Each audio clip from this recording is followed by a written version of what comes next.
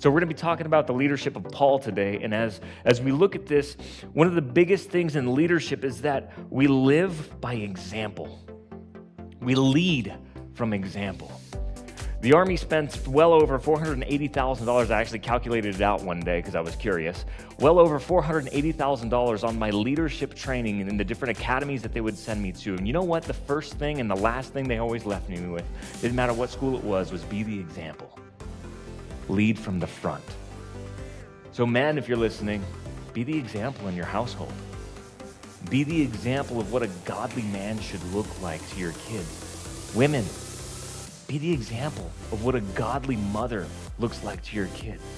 Be the example of what a godly marriage should look like, because guys, this generation that's coming up under us right now, they have no idea.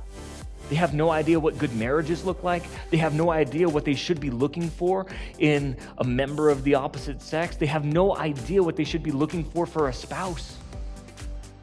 All they know is this feeling of love. And we talked about it at the men's breakfast yesterday. It's like love is not a feeling. You know, some people say it's a choice, but as we discussed, it's not even a choice, it's a command. So what does love look like?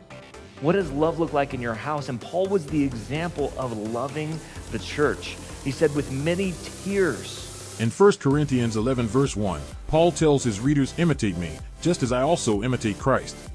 The implied task for us is that we ought to follow Christ so closely that others can see Christ through us. Paul openly invited scrutiny into his life in order to lead by example. In many ways, he was the example of loving the church as he served them with many tears.